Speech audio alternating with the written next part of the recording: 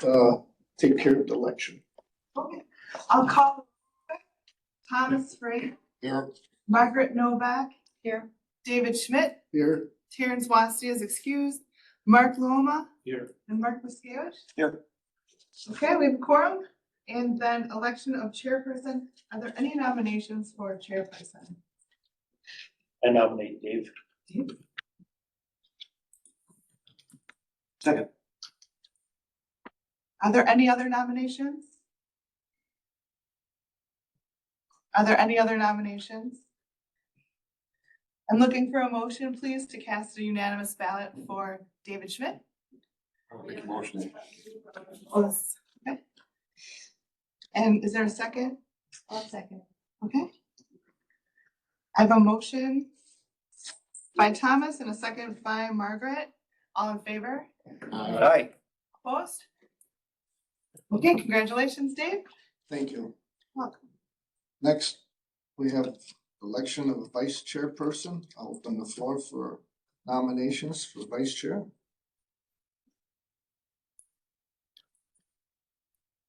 Any nominations for vice chair? I'll nominate Thomas Frey. Any other nominations? We don't need seconds. I'll second it. Okay. Any other nominations? I move to cast the unanimous ballot for Thomas Frey for vice chair. You have a second? I'll second. All in favor, signify by saying aye. Aye. Opposed? Okay, thank you. Number 3, communications and public comment. Does anybody have any communications or public comment?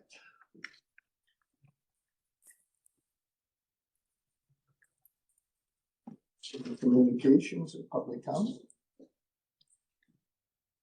Okay, if none, move on to 4.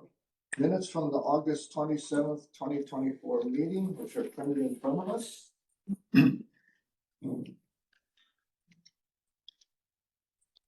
Ask for a motion to approve the August 27th, 2024 meeting minutes. I'd make a motion to approve the minutes as presented. We have a second. I'll second. Is there any questions? If none, all in favor, signify by saying aye. Aye. Oppose? Okay, number 5. Appointment of Mark Luma as a regular board member, alternate members open. We'll go first to appointing Mark Luma. We had Daniel, which I'm sure you all know, he quit, decided he didn't want to do it anymore. So Mark has accepted to move up to this position. So I will ask for a motion to accept Mark Luma as our regular board member. I would so move to make a motion to accept Mark as a permanent board member. A second, Second. any question? If none, all in favor, say aye. Aye. Aye. Opposed, nay. Okay, now, Congratulations, Mark. yeah, thank you for doing it. How hard did you have to pull his arm, Nick? I did. I just said we have a good alternate. I like that. Meredith contacted him and they worked. So, Wonderful. So next is an alternate member opening.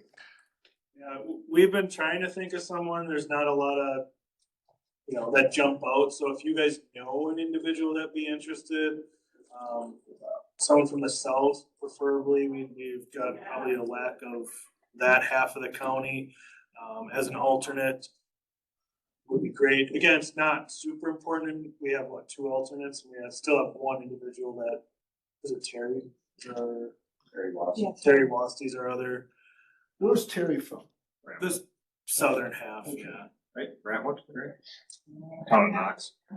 Yeah. So you have somebody on paper. Ready for you. Yeah. Yeah, it's just one of those where it's not really full. It keeps it, and again, if it's not, if you guys know somebody who's really interested in being DOA member, we'll happily discuss it.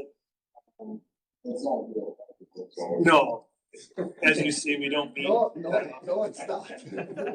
You keep it nice for us. So if you think of somebody that'd be interested, you guys know the role, it's a unique position to be in, you know, you're hearing people come saying, I don't agree with the rules that are in place, and here's the reason why. I might have To it. be honest, having a good BOA that actually regulates things the way they should be regulated, and it limits the work that the BOA gets.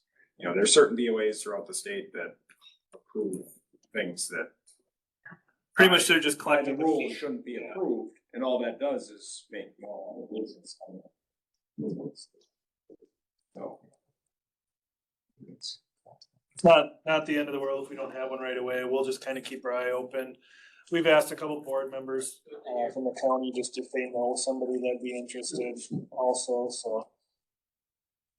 Like Devin said, if you have a good BOA, it also reduces the workload because they're not coming to ask for exceptions. There was a time period where we had a lot of variances come in, because one or two variances that were on the fence probably got approved. And then word gets out that you pay the $500, you can build closer to the water than you want. So, But then, Nick just told us too, we increased, application up quite a bit, so it's gonna make people think twice before they do it, especially That's where after. you lose some money out there. I mean, the county was losing money when somebody applied for a variance. Oh, sure. What happened? What is the application fee now? $750. It was $500 for years. Now it's $750. And some counties are $1,000, so it's still You $500. really wanna come. What's that? You wanna feel pretty positive about your case, if you're gonna give $750 to Yeah, present it, yeah. no refund. Just to kind of understand, the role of the alternates is so that in the future, they're able to come into the BOA, right? Kind of like what Mark did, where it's not an easy committee to understand all the rules and those trainings, so having the alternates kind of ready to go, they're on deck rather than you're green and have no clue what BOA is. It gives them a couple years of seeing a few meetings or at least being sent stuff. When you're thinking of individuals, think about somebody who might have some longevity that wants to learn it, but not participate right up front, but then has some time to do it the once or twice a year that they're called to do something. Okay, anything else for opening? So keep your eyes, ears open, see if we can find something for that. Number 6. I was just wondering if you do get somebody, would you notify the rest of the committee then? Yeah, we'll let everybody know. And the alternate is appointed by, They're all, so the committee We can confirm them just so that it's a record, but it's the county administrator's position statutorily to appoint these members. But I like to ask for suggestions so that it's not, oh, Nick just picked these people and. They're friends of his. Yeah. By the way, I'm moving to the lake and I need some, no. The problem is I have no friends, so. Took you a second there. Okay, number 6, zoning administrator, Evan, updates for us. I don't have a whole lot of updates. I guess we're just business as usual. You wanna talk about the ordinances?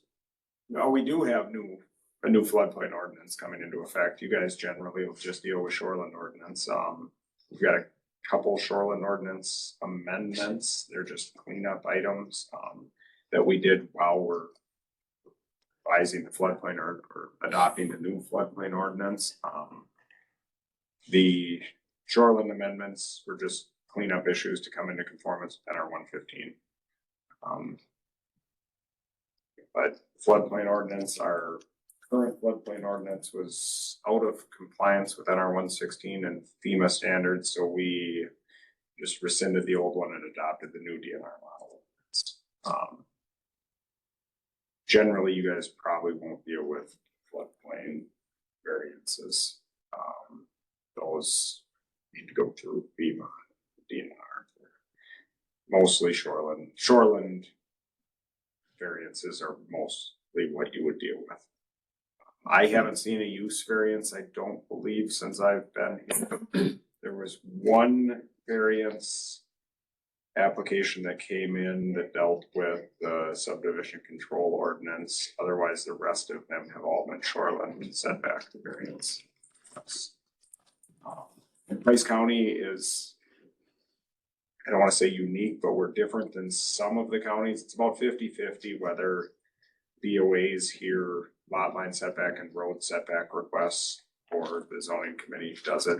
Counties are roughly 50-50 on that from what I've heard. It's a lot cleaner, easier, and cheaper to go through the special exception process that we go through for those reduced lot line and road setbacks than it is the BOA process. So that's the way we go with that. Then the zoning, was it the zoning board or the county board here about 2 months ago had some changes and a couple of things I saw, they were having a meeting. That's what that 115 amendments, they got within line, there's something up with the boathouses too. On the ordinance amendments? Yeah. Yeah, Yeah.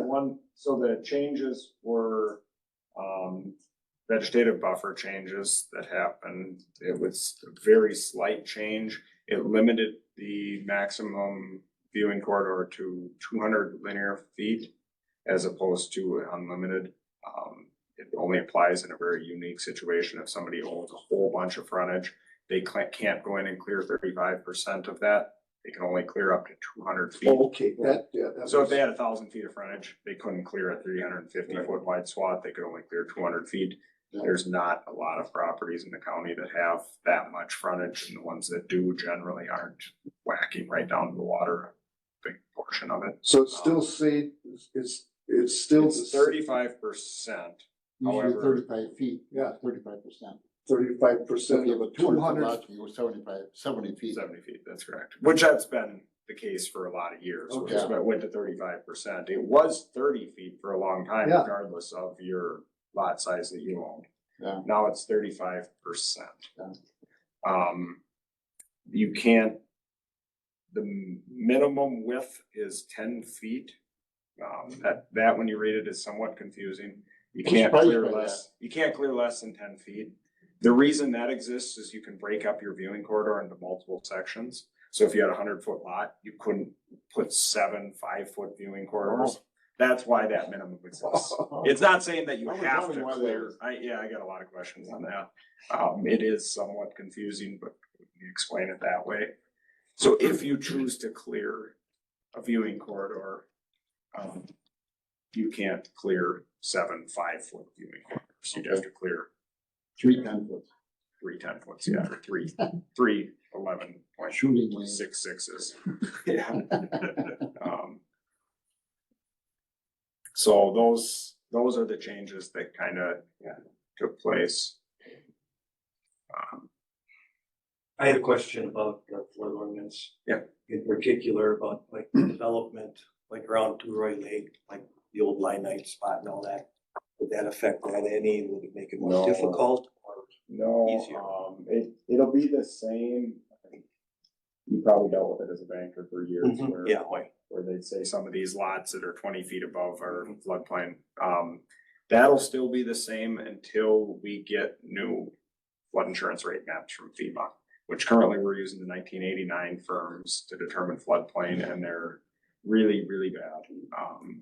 There's areas that are mapped in floodplain that aren't even close to floodplain.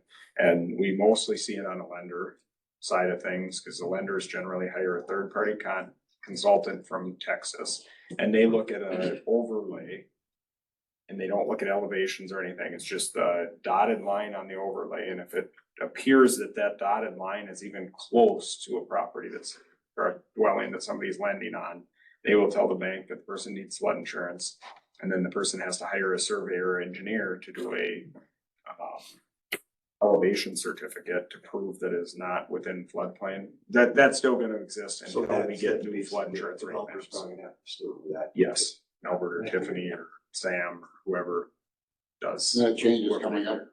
Couple months or so. They've, We were supposed to have new flood insurance rate maps after we got the LiDAR data back in 2019.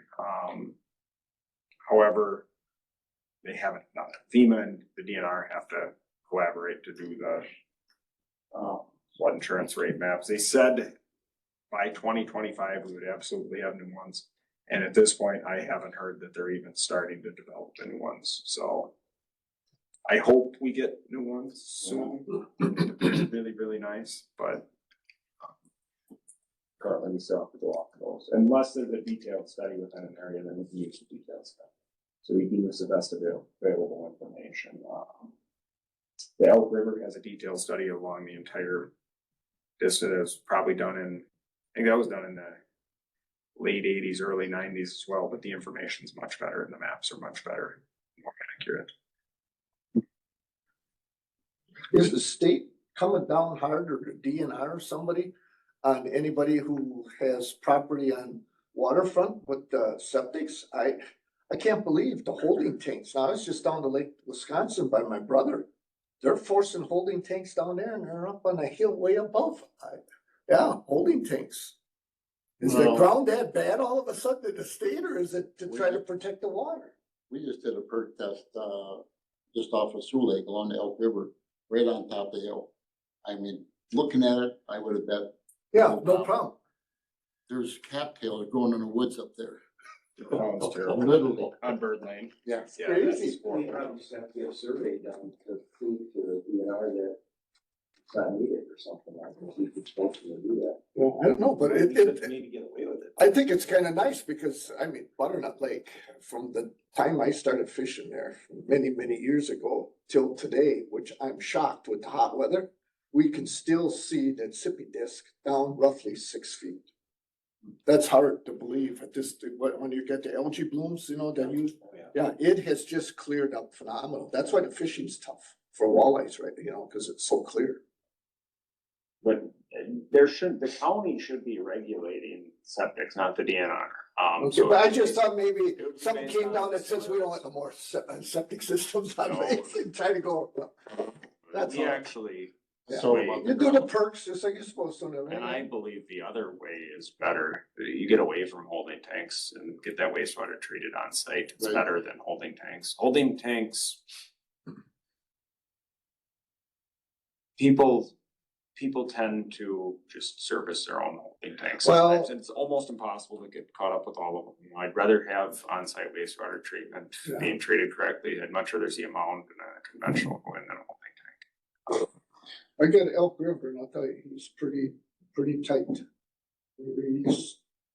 If he all of a sudden notices that somebody isn't pumping it like it should be, Yeah, we do Gets on 'em catch right up with away. several of them. we're throughout gone, year. the wife and I are gone so much, and he knows that because the state originally, we got a letter from him, says, what are you doing with your holding tank, pumping it in the lake, blah, blah, blah, big long, yeah, oh yeah.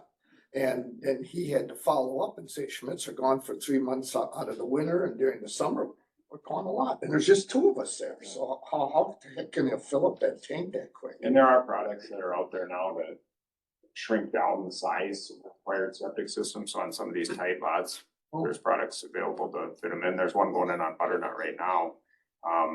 Where's, On the north end, it'd be off of Beekner Road. There's a new wonky house oh, going okay, in up there. And that's gonna have a mound in a box. So they actually construct there's one on Sioux Lake on the end of Sunset. There's 2 on Butternut that I'm aware of. mound in the box. So they build a retaining wall, basically around the circular retaining wall, Okay, or oval, I guess. Oh, And they actually put the mound inside of that. Yeah, it's on the end of Sunset on the Yeah. left-hand side down Yeah. there. And then there's Pretty one, nice. there's one in Bunting Lane, Oh. mound in the box, and Oh. now there's one going in at the end of Beacon. So, So it's actually a mound system, but built in within blocks, so it yep. retains all of the, So all the Drainage drainage structure. structure there, so there's not, the issue with these lots is there's not enough area to build a standard mound where you got the side slopes going down, there's not enough room to fit those, so they build everything right there. And everything's treated within there, that area. So there are products to get away from going Oh. to straight holding tanks. Certain sites are only holding tanks. That one on the end of Bird Lair, right on Bird Oh, Lair, yeah. that has no option other than a There's holding no. tank. there's So that nothing could there. be some- The cattails in the woods there, I never seen nothing like it. That could be what's going on There's down. 6 holes there, it's down where you're wet, talking no matter about. where it's wet. That, the soils might be so bad that there are no other Well, options. because we're just in that area out there. So, How about Charlie? I got people bugging me and I know they're bugging Bob Kopish and that, what's happening to him? Is that turned over? That's out of your hands? it's That's, still within the DNR, we're still working with the Duke DNR. She's been supposed to contact me to meet on site at some point with the shoreline water you're talking about specialist. something dragging out, it's ridiculous. I mean, It's not that's, Sally. No, no, this would be the, she's a warden. wetland specialist, yeah, the wardens wouldn't be. She's busy getting the criminals. That's a mess, and we do have 2 or 3 situations like that in the county, and that's the worst, where there's legal battles going on Oh. between neighbors and.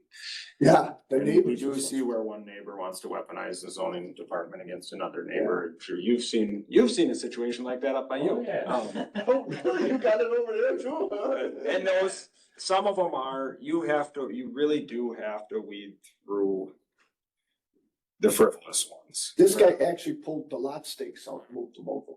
Yeah, where one neighbor That's criminal. strictly is That's trying criminal. to weaponize us against another neighbor for really no reason. It's, Okay, just tell him, it's still in the DNR hands. Gets it out of my. Anything else, Evan? no, not unless anybody's got any questions. Okay, I mean, building wise, I don't wanna say we're slow, but we're probably not as busy as we were 2 or 3 years ago, right after, during COVID. It seemed to be people had a little bit more money and were spending more money doing more stuff and moving up here. We're slightly slower, but we are seeing a lot of new houses. A lot of cell tower issues, a lot of cell tower things going on, which that doesn't, they just need basically a land use permit for a cell tower now. There's one that they're questioning up by Sioux Lake. I was gonna ask about that one because I'm concerned about the location of that. It'd be on the, where those mini storages, that was the latest location I heard, on that Kublai land. Not for the minister, I thought the one in my brought this line. It'd be like halfway between here and Sioux Lake, north of, S. Olson's. Oh, you're talking, like that, you're talking that Mequon Lake country in there? Where Brock is on all the land. Yeah, on yeah, Mequon yeah, Lake. yeah. The latest location I heard was, south of W. I got contacted by this tower company in the, I wasn't aware they moved that. you know where that Kublai owns that land? Oh, yeah, That was the latest really? land that I was That'd be a questioning on. better spot than out, cause So, yeah, so the anyway, way the towers fit, Sioux Lake is exactly in the middle of the towers, and when you're in the middle of towers, there's over 1,000 people on Sioux Lake. And you put the tower in the middle of the woods, 5 miles from the lake on either side, it doesn't work well. Everybody knows if you're in the middle of the towers, you're in the middle of the towers. The 2 that I'm aware of that we're working with the company on for. Russell? Tesla, yeah, was out by the Rayburg, the Grant property, so Yeah. Rayburg Farm. And then Mitch Olson's grandparents, so it was, That's brackets. okay, that's back. so that was the other one, that one was moving. So this was not a Bug Castle tower that I was in contact. Oh, okay. This, I think was a. I was talking about the This was an Russell one. AT&T. They do the AT&T ones. That's who their partner is. back when they came in there. That's their part. But it was a different consultant. Bug Tussle normally does their own consulting and their own permitting. This was, Merton or Houghton. I'd have to look. They run under like 3 different. There's been so many within the past 6 months, and a lot of them are class 2 co-locations, so. Like, Well, we still don't have no cell. the T-Mobile's putting an antenna on a Well, Verizon. the one up by you guys, the one up in Park Falls is the 5-field, it's gonna be 5-field, and then there's one, But that one's already up. they're making it much larger. Oh, so maybe it'll go right over the top of me again? That's a problem too. You can't be my cell tower. Yeah, Oh, Before me. Yeah. And then there's 12 of them. So It's probably a So lot maybe better we'll start getting too, cell isn't up there it? There's someday? a tower at the end of Springstead. road, so I get, Yeah, there's you one. get good Verizon That's service. another one that went up in the last. I think that's a Bug Tussle, but that is actually in Iron County. Yeah. But yeah, it's getting better. T-Mobile service, we're getting a lot of T-Mobile co-locates on our towers. Well, so you're involved in cell towers, I think once. Anytime somebody puts new equipment on a tower, they need to get a class 2 permit Oh, through us, which is kind of nice as far as our zoning revenues are concerned. oh, so we, It's a $500 fee for a class 2 co-locate and $3,000 for a new tower. so, So, yeah, we do have all the permit records for, good. Probably need to look at but increasing that. there's nothing you can do sighting wise. I don't think we can increase it because we're cellular. You cannot increase it above 3,000, about 3,000 is the max for a new Yeah, tower. in order to be, we're classified as like a broadband Friendly community or something. friendly community or something, so we had to reduce Statutorily, the entry to get into that. statutorily, we can't increase it either. They, 2013, there was laws passed. We were a lot cheaper, and when that new law passed, it said you couldn't regulate them based on zoning district, can't require conditional use permits.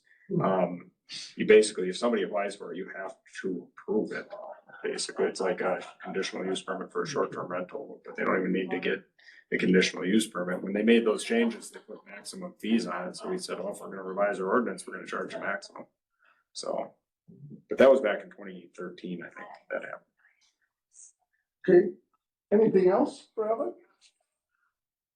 Okay, Evan, thank you very much, and you don't have to stay for the rest of it. You've got something to take care of, I don't know how busy you are. Yeah, there's I can one. say if there's any questions. Okay. All right. Next is educational opportunities. I had Meredith put this on to update us if there's any new classes going on anywhere up here in northern Wisconsin that she knows of, that she's got information on. I don't, I'm sorry. So don't have any, because usually they send them. They've been pretty good about that. If there's something going on, they'll use their.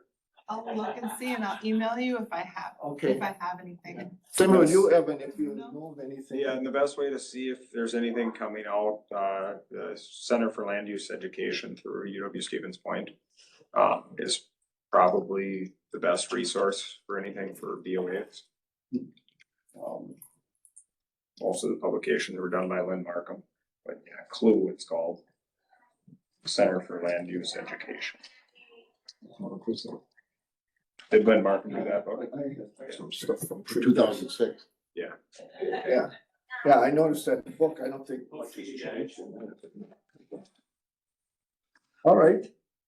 Okay, if there is none of that, we'll just, I wanted everybody to bring their book. So just to keep you, updated in that, page 97, 98, 99. Them are the important pages to really know everything about it, because that's what we follow when we have a case here.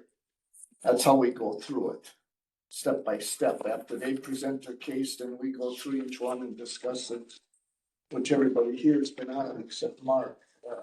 It's, it's a very interesting book to read. I've gone through the whole thing. Got a lot of stuff on it. So, but that's what I wanted, is just to make sure that everybody stays updated on that in case if we could call them. And Evan is always here with us. He sits on it and, he guides us, let's put it that way, somewhat, if we well, that's something that we ain't supposed to do, but we've been pretty good about it. We don't have to have much guidance, so. So is there anything else anybody wants to ask about anything? Any other questions? No, please, okay. Set the next meeting date.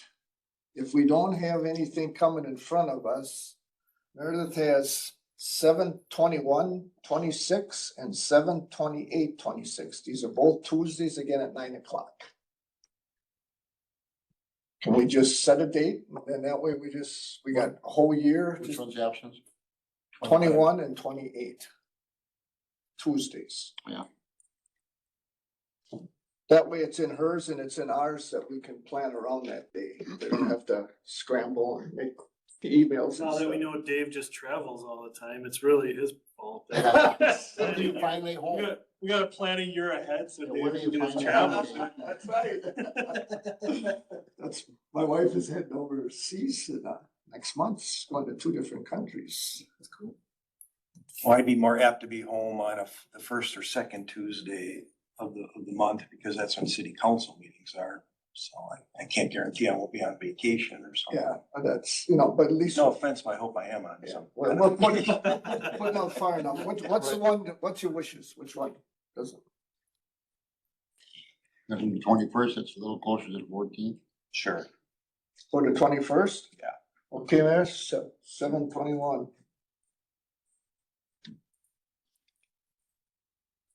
All right. If there's nothing else, have a motion to adjourn. I shall move to adjourn. A second. All in favor, say aye. Aye. Opposed? Thank you all very much for coming. And Evan, thank